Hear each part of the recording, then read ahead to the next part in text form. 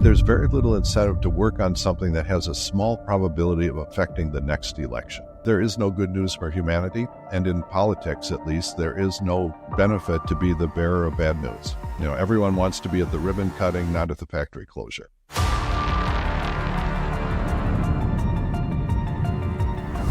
Welcome to For Humanity, an AI Risk podcast, episode number 75. Meet a congressman who fully gets AI risk. I'm John Sherman, your host, and I'm also the president of the AI Risk Network. Thank you so much for joining me. Here, we are making AI extinction risk accessible to everyone. No tech background required. Please hit the links to subscribe, donate, to spread the word, and comment. Your comments are hugely important in helping the algorithms get more eyeballs to this content. Please, let's get a robust discussion of this show going on in the comments section. This week, our guest is Congressman Bill Foster, a Democrat from Illinois. Congressman Foster is the only physicist left in Congress. He says at one point there were three of them, but now there's only one. And oh wow, are we sorely needing more physicists in Congress? I had heard that Congressman Foster gets the AI risk conversation and all the risks, including, of course, extinction risk. I was very pleased to learn that's spot on. He gets it. All of it. One thing he said in this interview you're about to hear really stuck with me for the last week or so. He said politicians like going to ribbon-cutting ceremonies, not to factory closings.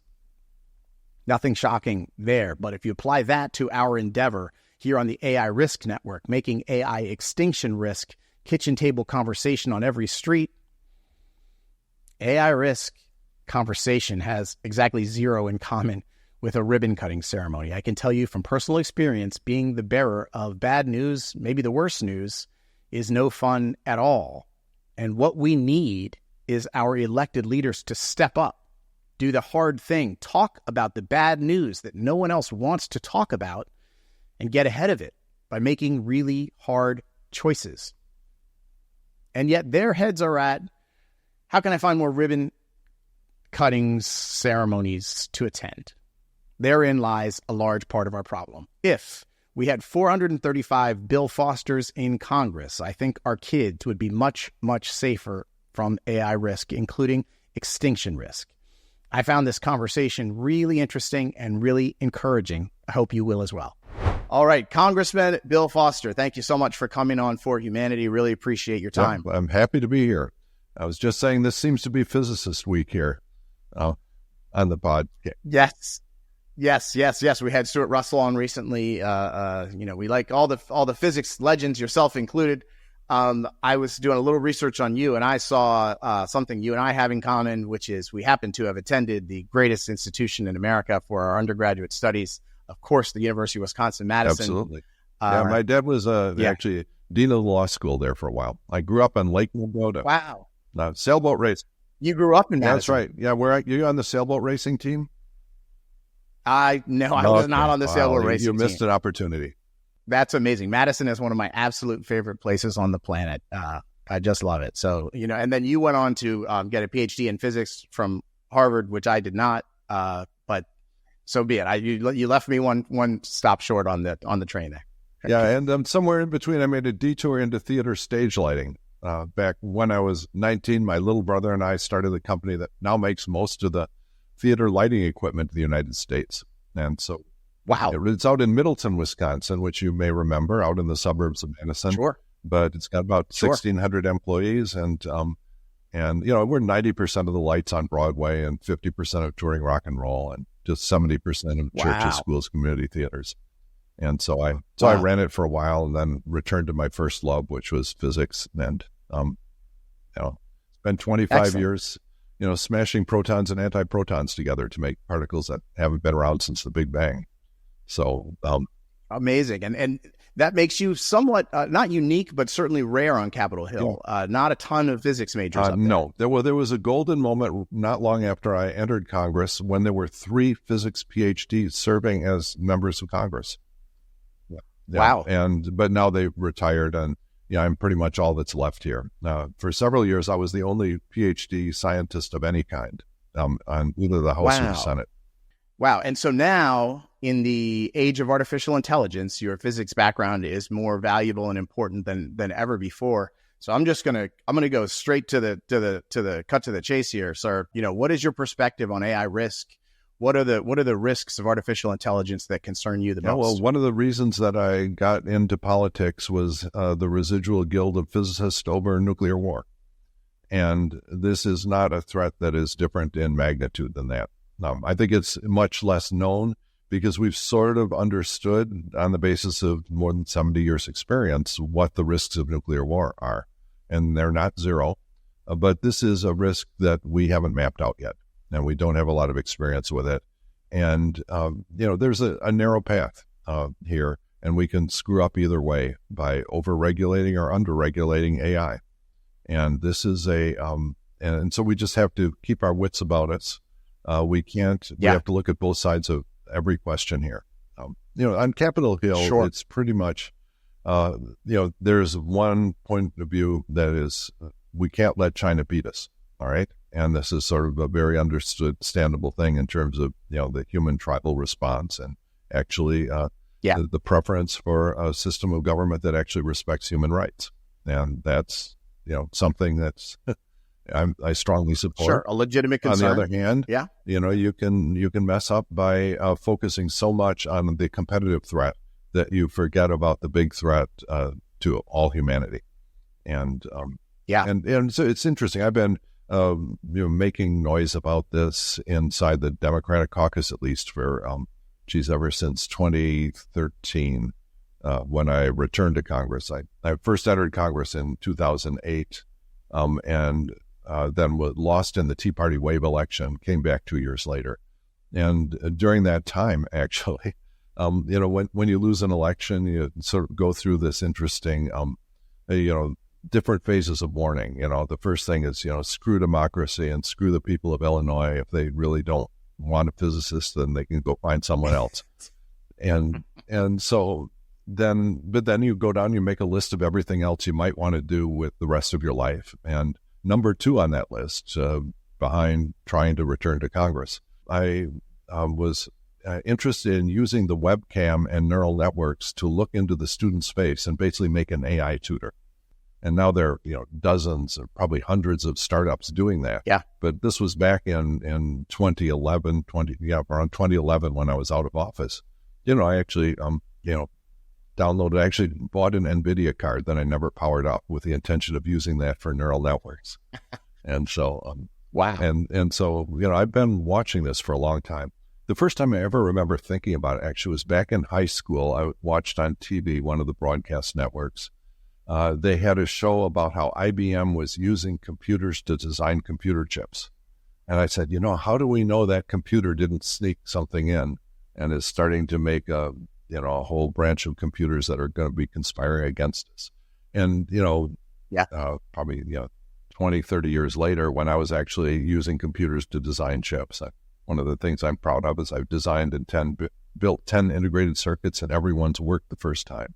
So I have some experience, with the entire technology stack of this. Amazing. And it's sort of interesting when you look at the applications of AI, you see that, most of the economic benefits come from people at the very top of the technology stack. That if it's all of the social media influencers that are, getting a lot of the economic rewards, not the people that design the chips and do the solid state physics at the very low levels of it.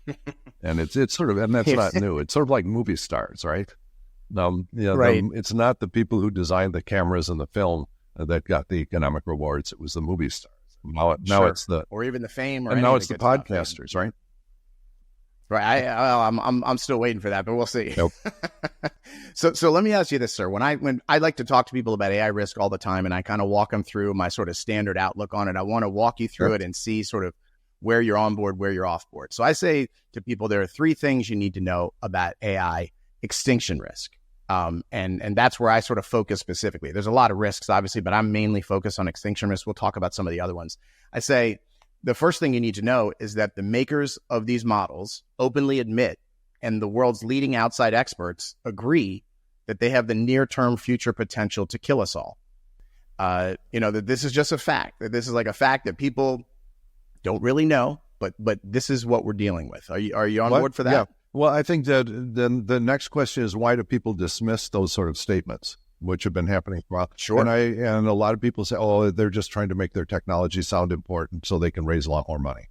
Okay, that is the standard reason to ignore it. I think the real reason, it's one of these things like nuclear war, where there is no good news for humanity, and in politics at least, there is no benefit to be the bearer of bad news. Everyone wants to be at the ribbon cutting, not at the factory closure, and on and on. And so this is there's also a problem, I think, with democracy and probably politics in general, is that there's very little incentive to work on something that has a small probability of affecting the next election. All right. And this causes us to under-focus on things like nuclear war, which will be the most important thing that Congress should have been doing if it actually happens, but has a low probability. And so, the parties that survive are the ones that focus on whatever the attention of the voter is on this week and this year. And that causes us, it's a fundamental problem with democracy. And I think the only way really to combat that is to very consciously try to elect people that look at the long term. It was a big part of why I got into politics, was trying to get Congress to think once again about the threat of nuclear war. If you look back in the 50s and 60s, there were very sophisticated debates about nuclear war. For example, the whole concept is that there is a weapon that you can own that makes you less safe. These so-called destabilizing weapons is one that's absolutely gone in Congress. A simple example of that most people who study this are aware of. If you have land-based missiles and you put 3 warheads on it, that's a huge incentive for your enemy to strike first. Because with one of his warheads, he can take out 3 of yours, but only if he strikes first. So having ground-based missiles that are MIRVed, as they call multiple warheads on it, makes you less safe. And when the Americans and Russians realized that back in the 70s and 80s, we banned them. And we disassembled all of our, that we still use them for submarines because that's a different game. A submarine, you go on a hide in the Pacific. And then that if you can absorb a first strike and still retaliate for sure using your submarines, and that's a stabilizing weapon. And so that this sort of sophistication of debate used to be present in Congress and is absent, and it's very far from present in X-risk discussions today.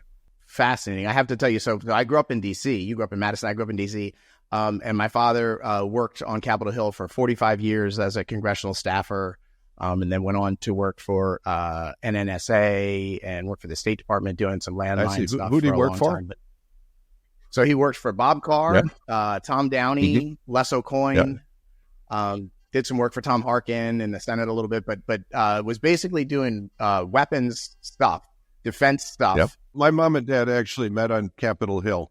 When mom worked for Senator Paul Douglas of Illinois, and dad worked for a different senator. They fell in love at the bar on the top of the Hotel Washington, which probably means something to you. It has one of the best That's views. Amazing. All right, you ready for this? My parents met, and this is gonna. I try to keep my politics out of the show entirely, but this will be a slight reveal. My parents met on the McGovern campaign. Okay. Yeah. My dad was working for my governor. My mom was a volunteer, and on literally the campaign that took the biggest loss in American history. Yep. Well, I guess I was. That's okay. My sister's middle name is Adlai, who also took one of the biggest losses in history, trying to run against Eisenhower, but was a hero to many deep thinkers in America. Yes. And then actually my sister worked on the Hill for 20 years. She was a chief of staff for Susan Davis from California for like 20 years. And so I'm certainly immersed in the world you're talking about. All right, so let's get back to it. So 1, they can kill us all. Mm-hmm. Okay, that's a statement of fact people don't know. Number 2 is that the makers of these models have no idea how to control them. They do not know. There's no technical way to control them. That's right. Yeah, it's a truism in physics that you can't control something that you cannot measure, and we cannot actually measure what they are thinking.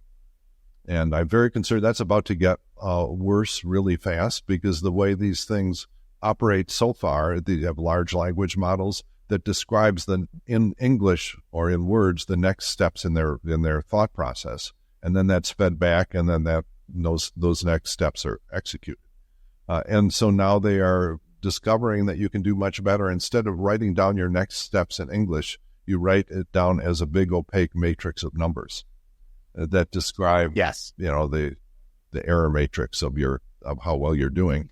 And so the problem is when they start thinking and talking to each other that way, we will have no idea what is going on. It's one of the things that I'm working on in Congress is try to get with the so-called agentic communications, where in the near future, when you're going out and buying something on the internet or even sending someone a text message, the first steps is going to be my agent will talk to your agent and negotiate privacy and negotiate data retention and all this sort of stuff and negotiate cash transfer if we decide to sell something. And so this agentic communication has to be transparent and understandable and legally traceable, or it's going to be a mess. And so we're trying to get the National Institutes of Standards Technology to sort of convene an industry group to make a standard set for the language that agents will talk to each other, which will be an important part of just understanding what the heck happened when something goes off the rails. Wow. And so you just got to my third thing, which is the interpretability question. Sure. It's a black box. We don't know what's going on. Yeah, it's about to get worse. It's about to get worse. And that's because of the business of not having a chain of thought written in English. Right. And the smarter they get, the more they pull away from us, the more the interpretability gets, murkier and murkier over time. Sure. And then, they start talking in gibberish already, where they're encrypting a bunch of information that's not visible in the plain text that they're feeding back to themselves and telling to each other. So what percent, and just give me a ballpark here, what percentage of your fellow members of Congress do you believe are aware of those three simple facts? It can kill us, can't be controlled, don't understand how it works. Well, I mean, it's a question of what you mean by understand. I would guess that 10% have heard all those arguments, and probably 1% have any confidence in their own ability to evaluate those risks. All they know is someone told them that, and they've heard about it a few times. And that's the shortcut that you do most of politics on. I don't have time to look at every single bill of the tens of thousands that are proposed. And so the shortcut is I say, who are the lead authors, and is that behind the bill? And if that's someone that I do or don't respect, that will tell me whether or not to have my staff take a serious look at it. All right. And so everyone takes those shortcuts. Well, it's like, even the Great Orange one in the White House, he'll say a lot of people are saying X, Y, Z, which means he's heard it from a lot of people, and it's a shortcut to the truth. And sometimes it works and sometimes it doesn't. Wow. And so as you think about your fellow members of Congress, something that is just amazing to me is I feel like, polling shows 70 to 80% of the people think that we probably should not make an AI model that's smarter than human. We've all seen the movies. We all sort of intrinsically understand sort of that sounds like a bad idea. But there are, as far as I can tell, zero political champions on Capitol Hill for the issue of AI X risk. How is that the case? It seems to me like it's a 1,000-pound hammer on the ground waiting for someone to pick up and start swinging, but nobody wants to pick it up. Part of it is just the political muscle of the tech firms and the money behind the tech firms. You make an instant enemy of that. I've grazed up against that a few times when I had a bill that would try to make the physical positions of AI chips, of advanced AI chips, something that would be super important. And so just so you'd at least have some way of knowing where the chips are. There's this huge problem with basically chips being smuggled into China, where you send them to a country, they promise to keep them in the country, and then you inspect the data center a week or two later, and poof, they're gone. And with expectations that they may well have ended up in China. And so that's a huge problem, even for those who think the most important risk is just the military competitive risk with China, Russia, other bad actors. And so that alone, that was one of the reasons I put a lot of effort into that. And we're still trying. We've got increasing bipartisan support in the Senate for it. It's been watered down slightly. It's got suggestions of what you might do with much less mandatory things. But, when we just even introduced that, just brushing up against the beast there got a significant blowback from the tech firms and their lobbying organizations. And so, wow. Yeah. And so on my list of solutions, I have 3 things that I think we need to do to put ourselves in position for a better future. One is domestic regulation of some type, right? And saying that our haircuts are more regulated than artificial intelligence is, and sandwich you're going to have for lunch or whatever it is. But chip tracking and verification is another huge one. That seems like it's almost maybe more achievable than some of the other stuff that's talked about. There's the Tom Cotton bill. There's is there some chance that we get a chip tracking and verification thing passed in the next I am 3-6 months? That something will be passed on it. Tom and I were sort of the co-leads in the House and Senate on this whole concept. And so maybe we should spend a moment explaining this. Yeah. So what happens is, let's say that you're operator of a data center and you promise you're going to operate in Singapore. All right. Then every chip in your data center should be able to ping the embassy in Singapore with a very small ping time. A ping is where 2 computers just send a quick message to each other, like a submarine going ping, and then they wait for the return echo. And by measuring the time difference, you can say how far away you are, or set a upper limit on how far away you are. And so if you can ping the U.S. embassy in Singapore with a 1 millisecond ping time, you are not in China. All right. And so so you can do this with very simple trusted electronics. The simplest way to actually implement this is probably you just put an iPhone up on the ceiling. It may not surprise too many people to know that if you get out an iPhone and start talking on it with software that doesn't protect itself, that we have assets in orbit that can kind of tell pretty much exactly where that iPhone is. Yeah. So that we would know where the iPhone is. And then if that iPhone is then cabled into the infrastructure in the data center, it can very rapidly exchange a message with every single chip, essentially like doing a roll call. It'll say, okay, here's the list of chips that are licensed for that data center, and then call them out one at a time. And if they don't hear the answer back in 10 microseconds, then you say, okay, there's a problem. And, and then the next step that's also talked about, but so far not mandatory in this, is you can simply mandate a feature in these chips so that if they don't get talked to by that trusted electronics so often, they simply shut down. They stop booting. Yeah. And so that's something that, exists, in many domains already. There are ways to set up your iPhone so that it will not be useful to someone that steals it.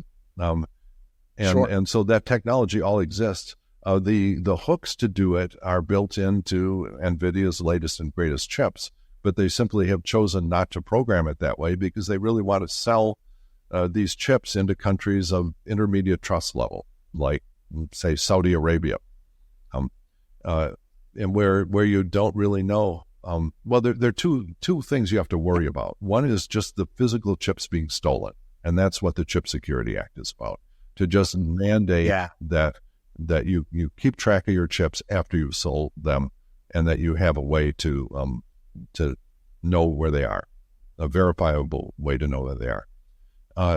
The other thing you have to be careful of, and this is something I'm growing increasingly concerned about, is what's called confidential computing.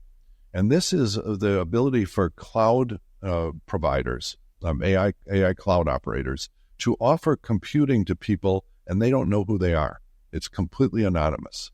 So you can pay for this with stolen crypto, and you can store. For a long time, you've been able to use crypto to pay for encrypted storage, where you can have cloud-based storage and store information.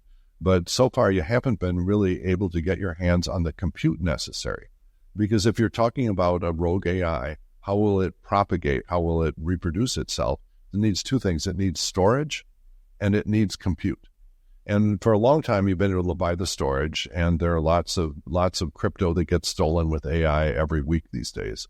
And so there's no question that a rogue AI would be able to fund itself with stolen crypto, stolen other financial assets. But so far, I've always felt a little bit more secure because you have, ultimately it's going to have to run copies of itself in a big data center. We'll be able to find out where that data center is and shut it down. Okay. But if the way that it is getting its compute is to go out on the dark web, make a digital contract to buy encrypted compute, then what it does is the cloud operator says, okay, someone is offering me a bunch of Bitcoin to do this. Here, they've given me a big blob of encrypted data and a big blob of encrypted program. I will then execute that on my cloud and receive it through the digital contract. And there are multiple companies that are setting up to do exactly that. I mean, one of them is, I think, Super Protocol. If you Google that, you'll get one. And in fact, you can see, if you Google it along with NVIDIA, you'll see a big enthusiastic blog posting from NVIDIA about how great this confidential computing is, without mentioning that it gives you anonymous computing, which is exactly the scariest thing. You will simply not know that who's using it. It could be the North Koreans designing bioweapons, and you won't know. Could be the Chinese just doing computing hacking to break into our the secrets of businesses and our government and people in the United States, and you won't know, because the way this is designed is the data is always encrypted when it's off of the chip. And so even if you're the cloud operator, you can put a logic analyzer on the chip and look at all the signals going in and out, and you have no idea what's happening inside the chip by design. And so I think this is one of the things that we're going to have to put a very tight lid on, both in China and the United States, that you have to have what we call in banking our know your customer rules. That, if you try to open a bank account in the United States or most advanced countries, the first thing you have to do is show some ID, so that they know that this bank account is not being used to launder drug money or this or that. And so, at least that level of know your customer has to apply to anyone who's using cloud computing, AI from cloud computing, or how, there's a famous article by Tim Wu, who's I think he's a Columbia law professor, who's commented on a lot of the internet, one of the intellectual founders of internet regulation. And he has an article called, "Please, Sir, Prove That You Are Not a Robot." And so that's going to be a real problem, that you will have a duty if you are a cloud computer. Let's stick on that for 1 second. So you're basically saying that someone could anonymously, using these applications that companies are developing, use crypto, which is anonymous, put in a recipe for a bioweapon anonymously, get the result back out anonymously. The company isn't monitoring what the thing that you are doing is. The government isn't monitoring what the thing that you are doing by design. Wow. Right. And so what we're going to have to do, I believe, is simply say that if you're doing that, you first off have to be a registered, known good actor. There's going to have to be a registry of people who have proven they're not robots, who have proven they're not North Koreans, who are proven they're trusted actors, and they are the only ones who will be allowed to access your cloud computing. The second thing is that if you discover that something bad has been done, there has to be a backdoor to decrypt that.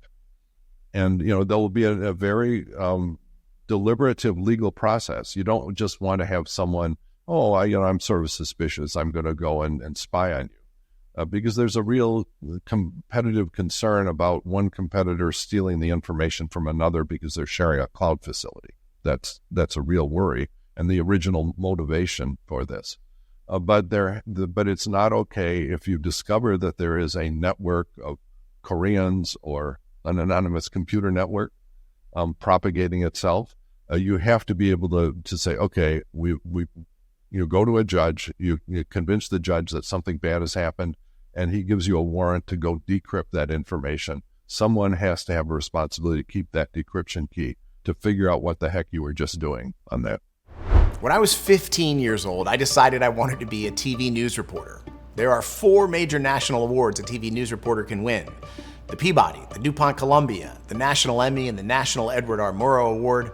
Before I was 33 years old, I had won all 4 as a local news reporter investigating Chesapeake Bay polluters. Reporter John Sherman will accept the Peabody. John Sherman. But I left news in 2010 when the internet was really starting to radically change the news business. Now, algorithms dictate much of what we see, and in turn, much of what we think. That's why I am so excited today to talk to you about Ground News, the founding sponsor of the AI Risk Network and For Humanity, an AI Risk podcast. I first heard about Ground News when I noticed them sponsoring many of my favorite podcasts, but true confession, I never used the service until they approached me about sponsoring this podcast. So I tried it, and truly, I have been blown away. It is a fundamentally different way to consume news. Okay, next true confession. Before Ground News, I used to use Twitter to get all of my news from. My thought process was like, well, I'm reading the major publications and I'm reading the major writers, so, how bad could it be? It was really bad, like way worse than I thought. If you see anything often enough, it becomes normal, but these algorithms kind of lull you to sleep, and you lose your perspective. And I realized that was exactly what was happening to me. Ground News pulled back the curtain for me. Even for me, with 12 years experience working at news, it revealed things not just about the news itself, but about the way it was being covered that I wasn't really able to see. Sensationalism and bias were sneaking past my radar, and I didn't even know it.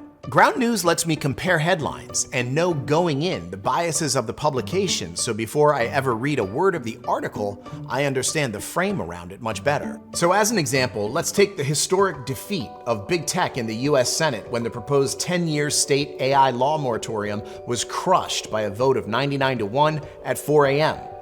Ground News gives me 270 articles in one place, but then it gives me a distilled bias comparison. For me, I spend a ton of my time trying to think about how to effectively communicate with the general public about AI extinction risk. So this bias comparison shows me how the left was framing it up around environmental impacts, where the right was framing it around states' rights.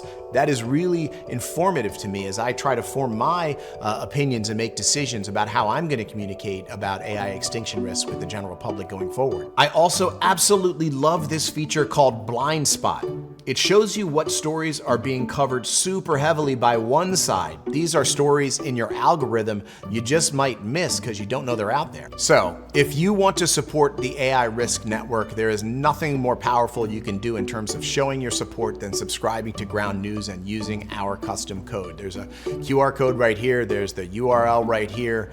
It's ground.news/AI risk.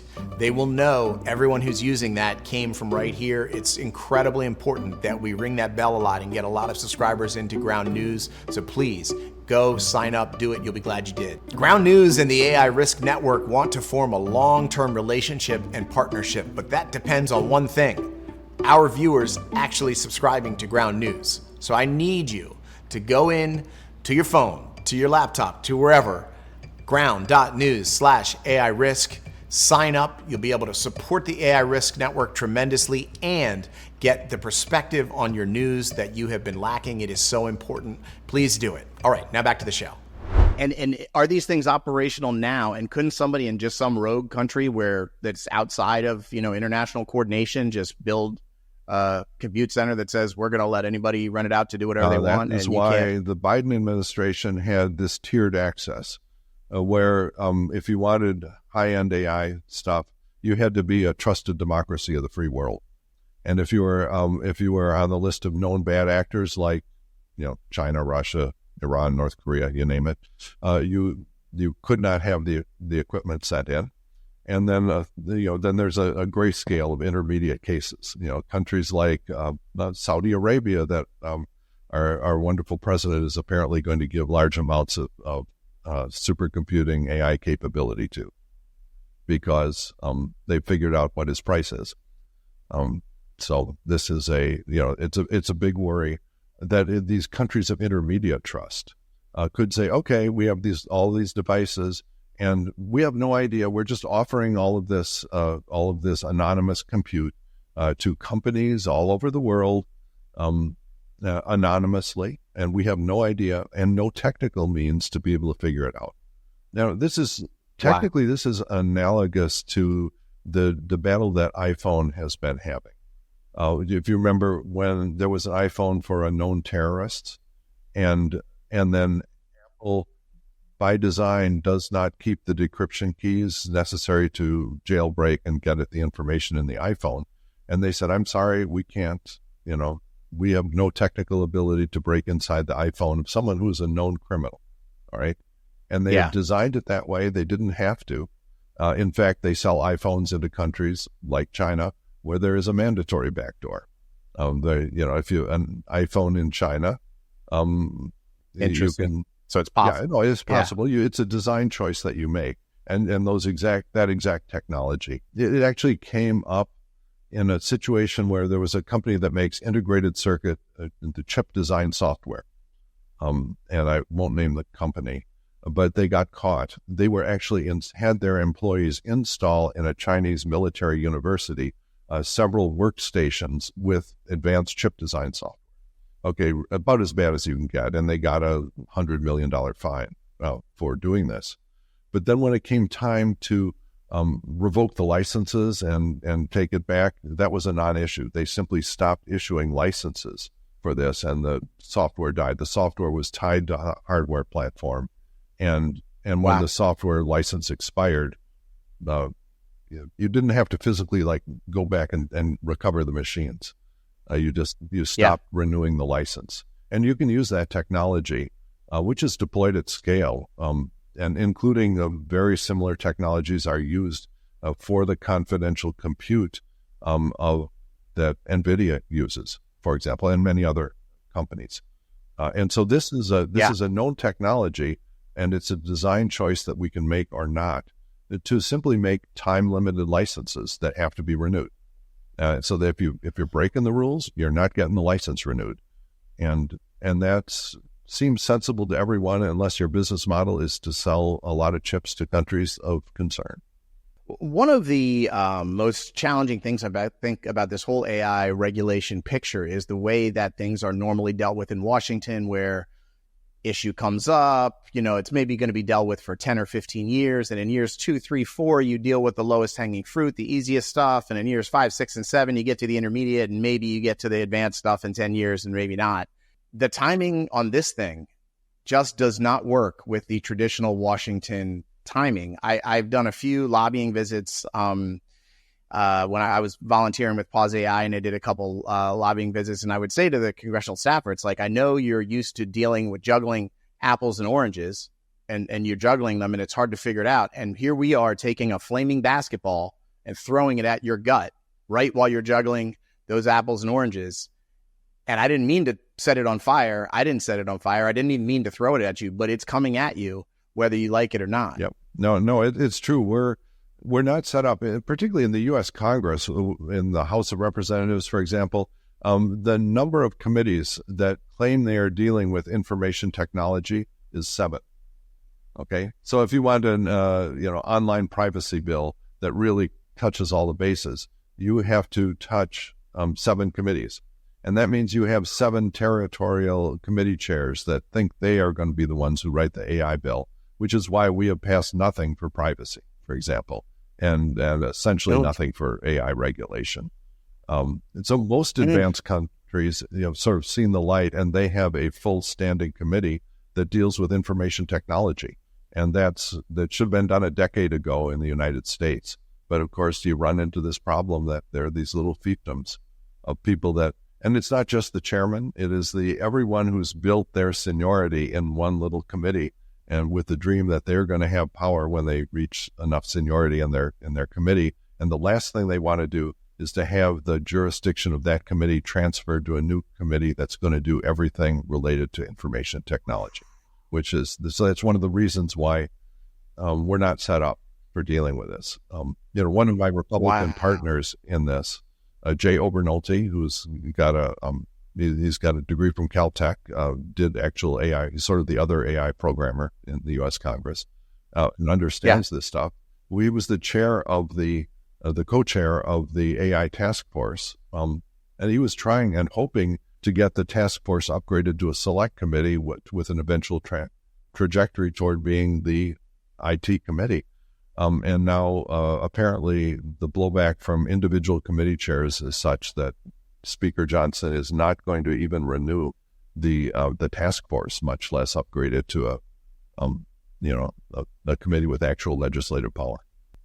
That is brutal. And so basically, like, the idea is AI is the hottest ticket in town. Everybody knows it's the new issue. Yep.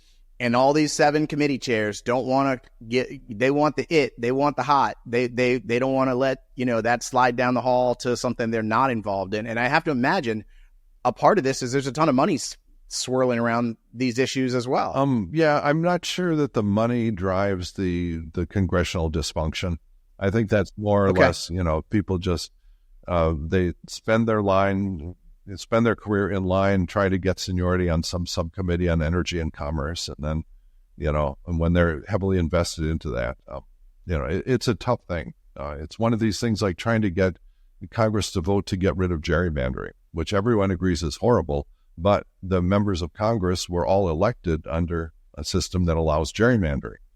So, right. They're like, not my seat. We'll fix it for someone else's seat. Yeah, right. So my best, the potential solution to that kind of problem is to just pass a vote that's effective 10 years from now, because that takes advantage of the fact that, in 10 years, every member of the House believes they're going to be a senator, and in 10 years in the future, every senator believes they're going to be president. And so they're happy to give away the farm 10 years from now. And it doesn't solve the problem in time for dealing with AGI, but it's a solution to some class of these problems. So how much time do you think we have, Congressman? There's a lot of AI safety experts, folks at Center for AI Safety, Future Life Institute, say that we have less than 2 years to make a meaningful difference, to get, laws, treaties, these kinds of things that will make a better future. What's your perspective on time? I still do programming to kind of keep my brain from rotting. And so I've been using these AI assistants for the last 3 years or so. And just the trajectory of those is so impressive. When I was using them 3 years ago, they were like a crappy autocomplete where you'd get halfway through writing your subroutine and it would say, oh, I see what you're doing, and close your loop and spell your variables correctly. And maybe a year or two ago, it got to the point where you could write the descriptive header at the top of your subroutine, and then it would write your whole subroutine for you and mostly get it right, which was extremely impressive. And now you can just sit there and say, here is with a very high-level description of the entire software package that you want, and answer some simple questions like what's the language you want to do it in, and this and that, and what are the databases you want it to access. With a very high-level description, it can just do the job for you. And it's, when I see that sort of capability and how rapidly it's developed, then you kind of understand that it is not a huge step to have this kind of software be able to write an improved version of itself. And that, I think, is the inflection point that at least I'm keeping my eye on. When you can have one of these AI coding systems write a slightly improved version of itself. It doesn't have to be a massively improved version. If it's just one that runs 20% more efficiently and it reproduces itself 20 times, it's not the same. It's not the same program. And then that's a different kind of intelligence. There's but I don't think for these systems to be very destructive, they do not have to have what a human would recognize as intelligence and creativity. I was very impressed, when I try to, when I talk to members of Congress about this and they say, well, what should I read? I tell them actually to spend 45 minutes on the homepage of MIRI, the Machine Intelligence Research Institute. And the line of reasoning that they've explained is that I found that to be the most effective in talking to members of Congress. They start with Stockfish, the chess playing program, and they say, okay, look at Stockfish's behavior. It doesn't have sympathy for you if it realizes that it can crush you.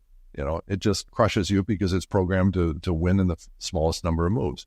It will find a strategy. If you put an obstacle in its way, it will come up with a strategy to work around that obstacle. And that is the behavior of something that's optimized for a simple goal. And then many, many people are going to use AI capabilities and say, go out on the internet and make money. All right. And it's already being done. And it can make money, and it will do it in the most efficient way possible, including every criminal, fraudulent, way that any human's invented, because it will study them as possible modes of behavior. And then if you say, wow, I'm really unhappy with this, I think I'm going to shut you down. You become just another obstacle to be routed around. And this is the same behavior that you see in Stockfish or any of these. And then when you close the loop that way, people realize, what kind of danger may be lurking in that direction. And so so anyway, that is the line of logic that I found most successful in introducing people to that, which is sort of the mission of your podcast. Absolutely. And have you made some successful conversions there in the halls of Congress where you had a member come up, that you sent them to the Miri site, and next time they saw you, they were like, oh, yeah, man. I have, and I'm not sure many of them have gone public about it because, there's a lot of lobbying money. The other thing that I'm involved in, I'm actually at this point the lead Democrat on the banking subcommittee in the House Financial Services Committee. So I'm very concerned about the financial danger from a collapse of the AI bubble. Yeah. Okay. And so we actually have a letter this week we're sending. In the last financial crisis, it just spread. The contagion spread in a way that people were unaware could happen, where there was all this hidden risk all over the system. And then when real estate prices collapsed, it didn't just kill real estate investors. It killed banks and insurance companies and just the whole system brought. And the same sort of risks are developing in this very large investment boom in AI that many people are calling a bubble. And if so, it could easily collapse and potentially take down our financial system. And so we're sending a letter along with other members of Congress to what's called the Financial Stability Oversight Council, which is all of the banking regulators and other financial regulators and the Federal Reserve to just come together and just talk about risks to the whole financial system, which I think are non-zero because of this enormous burst of investment. And I think technically the thing I'm most worried about on that is that people are just not looking at the very rapid obsolescence of this generation's of chips. That if you make a big investment in this generation of chips, that investment you got to swap them all be out. Worthless in 2 years when the next one came out.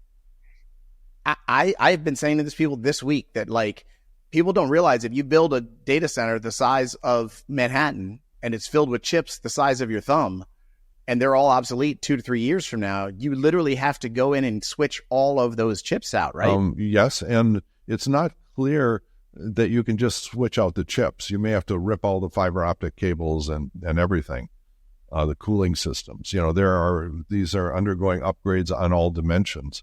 And, not a lot of thought has gone into the upgrade path for replacing the electronics. The upgrade path that people mostly talk about are rip out the entire rack and put in a new rack of the latest stuff, which is maybe the right decision, but really, emphasizes the point that last year's investment may not be worth very much these days, which is pretty much what Jensen Huang said. He has a big conference that he held in Washington, D.C. He was complaining.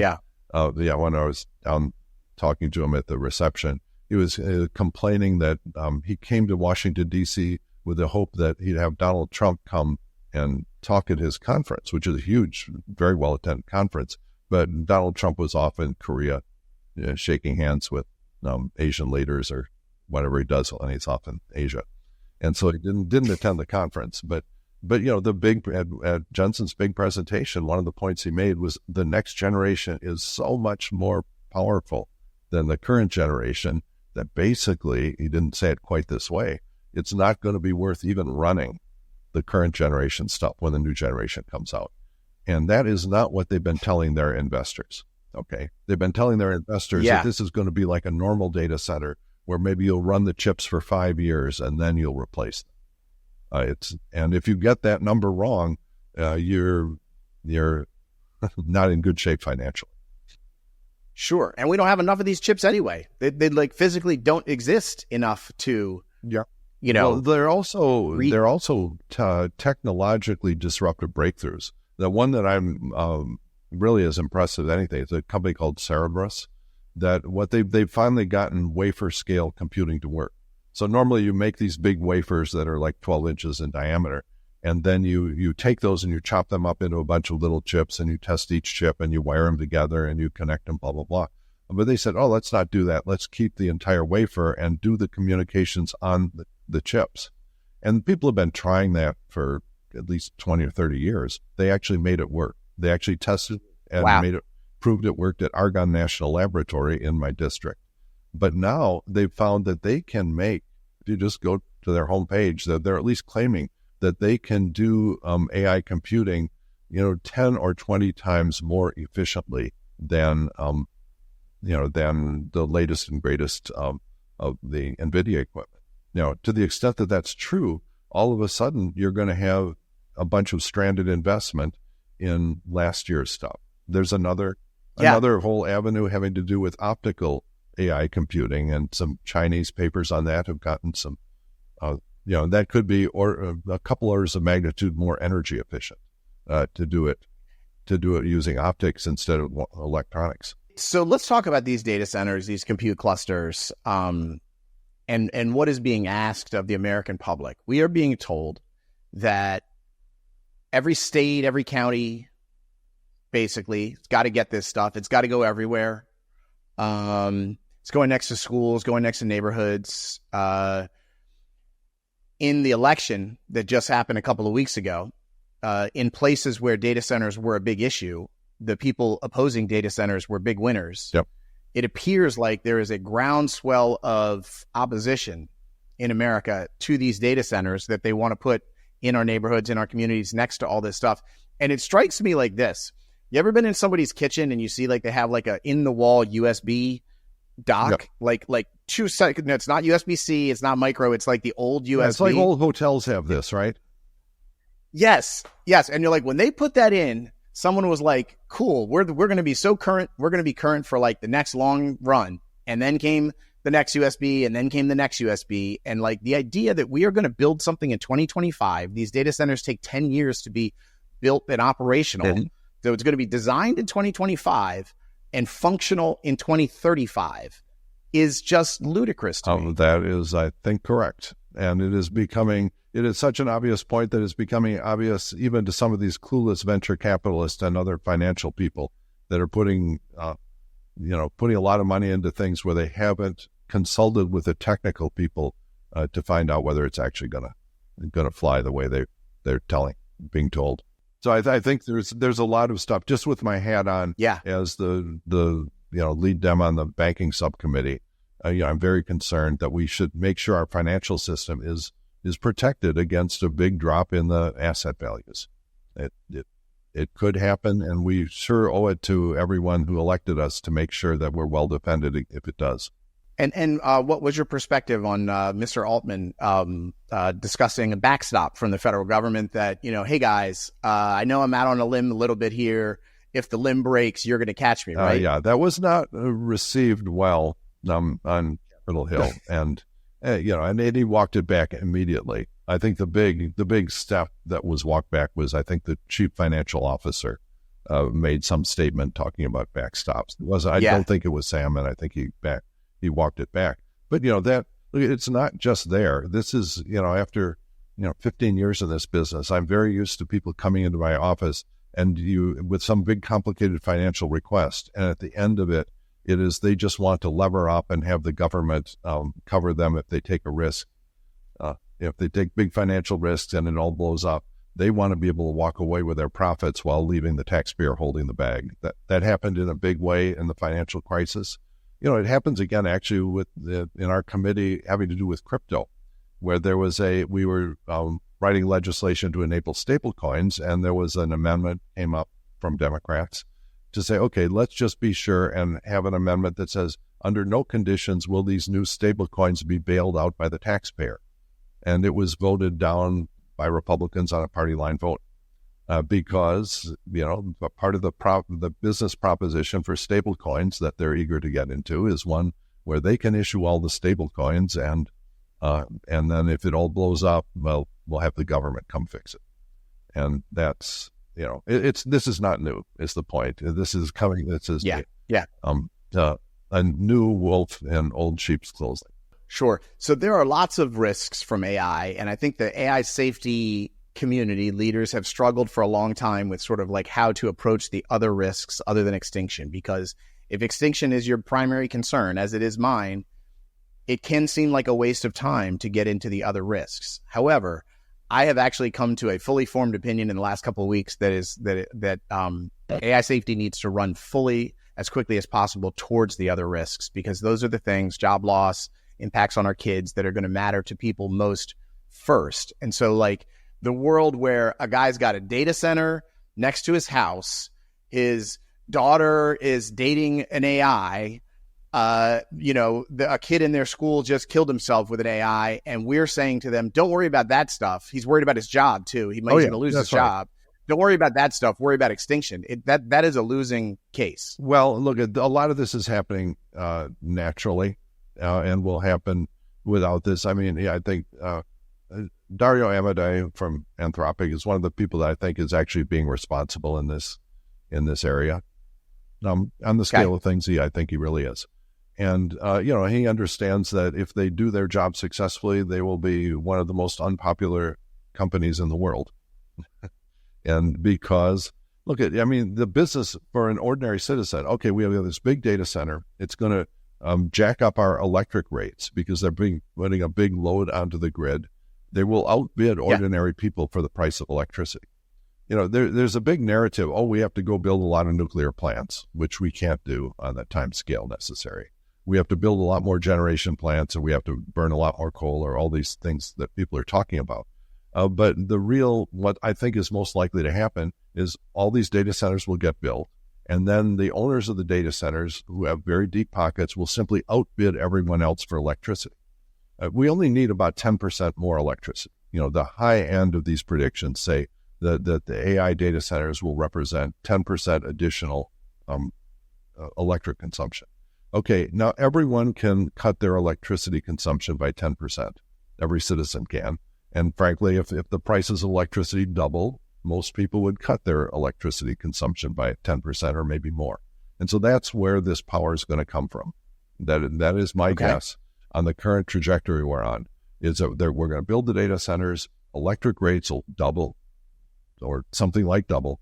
And if you look at the elasticity of demand for electricity, that's what's necessary to get roughly a 10% drop in electric consumption, and that 10% consumption. Now, there's a relatively painless way to get that, which is more efficiency.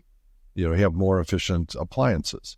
And, sort of tragically, one of the first things the Republicans did when they got into power is that they canceled all of the Department of energy efficiency standards for appliances. Light bulbs, toilets, ovens, so whatever. Now everyone's got a refrigerator, right? They're going to have refrigerators that are wasting, that are more than 10% less efficient than they can be. But because they think, and part of this is just, their allegiance to the fossil fuel industry, which really wants to bid up the price of electricity so that they can burn a lot more natural gas and coal and everything else and be paid a better price for it. That future does not upset. And really the irony, frankly, is that Donald Trump's platform was in cutting electric rates and energy costs in half. And now with all this AI data centers that he's pushing, that it's actually going to end up probably doubling the cost of electricity.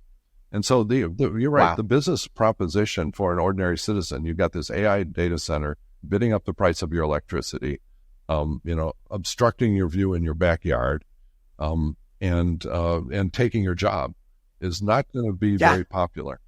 Another thing that is happening is that a lot of these data centers are being located near cities when they in fact don't have to be.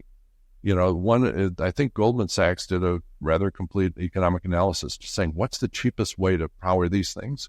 And it wasn't even close. The cheapest thing is to put them out in the desert somewhere with a big pile of solar cells, Chinese solar cells that you can buy for 10 cents a watt on the spot market.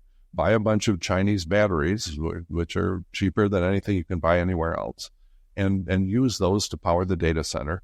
And if in the rare case when you get, 2 weeks straight of cloudy weather or a big snowstorm that covers your solar cells, fine, you just shut down those data centers for that very small number of times a year. And so that there's no real need to have these data centers close to cities because when you give your prompt to ChatGPT, if there is an additional 1/20th of a second delay while it goes out to the middle of the desert in Nevada and comes back to your terminal, you won't even feel it.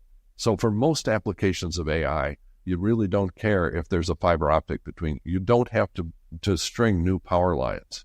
If you have self-contained, renewably powered systems right next to the data center, and that is also the cheapest thing to do right now. However, it's not popular with many of the fossil fuel companies that put so much money into politics. Sure.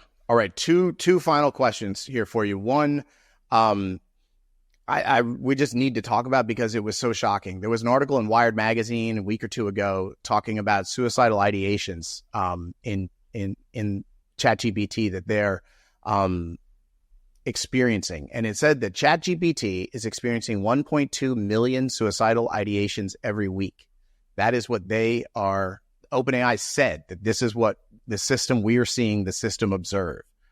Absolutely shocking. And when you've read some of the conversations that there have been a couple lawsuits filed with teenagers who, the conversation that they have had with these chatbots are absolutely appalling.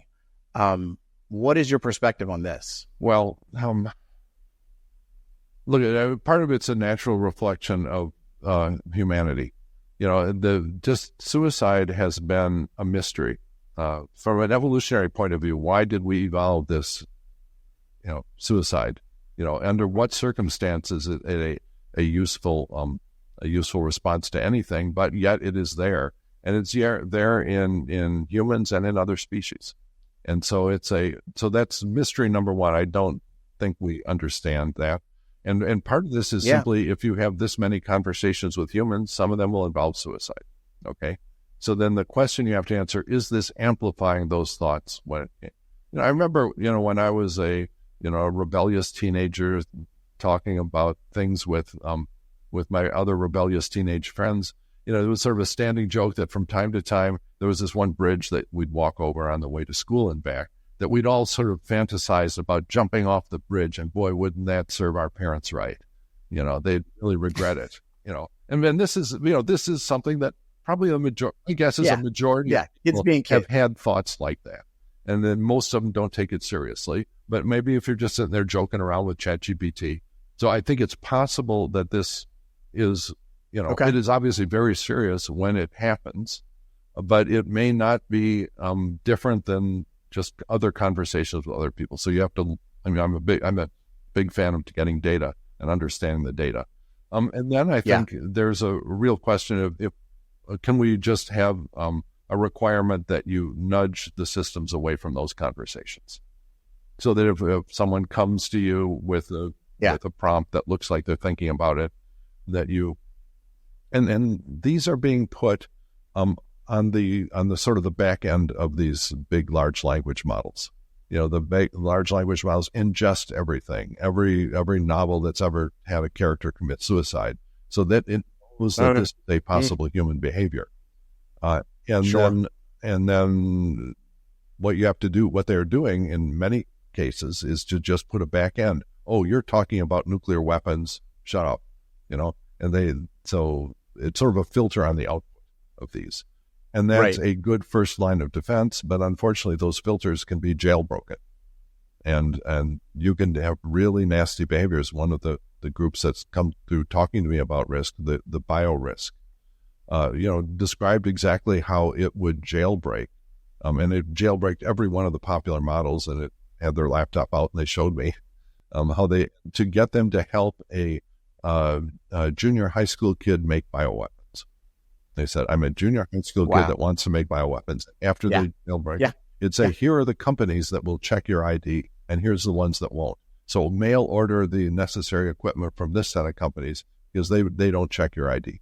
All right, that sort of question was being answered by and I'm sure the companies had put a lot of effort into making sure that can't happen. And it's apparently just a really hard problem because these large language models have ingested every science fiction book with creepy behavior on it. It's hard to suppress it, and you can't really see it. You can't. It's not like there's a written history. It's very much like the problem when you start having two AI agents talking to each other in a language that you can't interpret. You don't really know if they're conspiring against you or not. All right, sir. Last question. I always like to end with what gives folks hope. So as we've laid out here, this is a very challenging, I can't imagine in all your experience in on the planet or in Capitol Hill, you have encountered anything as challenging as this, but what is it that gives you hope? Well, I think there's a good chance that AI will be a big leveler. There's this, the big worry, the ancient plot of there's one person who owns the robot factory and no one can compete in any job with the owner of the robot factory. And that the free market system delivers all wealth to that one person, and then the economy stops. Okay. And that's it's a possible future. And when that happens, frankly, there's no alternative to sort of reaching deep into the pockets of the person at the top of the pyramid and redistributing that wealth at the base, letting it circulate in the real economy until it piles up at the top again, and then recirculate it again. And so I think that's part of the big response. It's going to make it easier. These discussions about things like universal basic income, it's going to make these discussions easier than they have in the past, because AI is not just going to go over the farmers' jobs and the factory workers' jobs. It is going after the architects and the lawyers. And one hopeful aspect of that is that, we are very soon all going to have in our pockets the best legal team that's ever been assembled. All right. And what that means is that if you ever get in a legal fight with a billionaire, that billionaire is not going to be able to buy a better team of lawyers than you have in your pocket for free. And then that will be a leveling factor. Similar to encyclopedias. When I was a kid, if you were your parents were well off, you got Encyclopedia Britannica, right? If you were less well off, you got World Book. And then if you were not so well off, you had to walk to the library. All right. And now everyone has the best encyclopedia that's ever been assembled in their pocket for free. And very soon, hopefully the best education.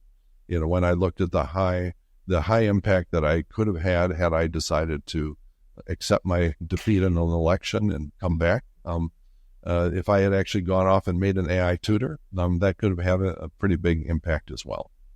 And so there's a real hope, I think, that we may, if we can get the incentives right, I think really make a difference in how thoughtful the average human is about really complicated issues. I like that. That's amazing. Congressman Bill Foster, I am so appreciative of your time. I'm so appreciative to know that there's someone like you walking those halls, sending other members to the MIRI website, doing what I think is the most important work to be done. We need political champions on this issue. And so I'm thrilled to meet you, thrilled to know you, and I really appreciate what you've been doing. Thanks very much. I'm happy to be here. So what do you think? Let me know in the comments. What will it take to get more politicians like Bill Foster elected? What are your thoughts about the political system saving us from AI extinction? Is that a real thing? Can we really hope for that? All right. So let's look ahead to 2026. If it is not the year that AI risk and AI safety become mainstream concerns, it may well be too late. 2026 is our year. It must be. I need your help. I need your support. YouTube comments are free but incredibly impactful. If we can get the comments section here on our YouTube a lot more active, it will be hugely beneficial in our goal of spreading awareness. And if you can, make a donation. Every dollar is most appreciated. All right, my friends. Always remember, AI risk is not someone else's problem. It's yours and it is mine. And there is no way on earth we are going to let a few thousand people wipe the other 8 billion of us off the face of the earth. Not going to happen. For humanity, I'm John Sherman. I'll see you real soon.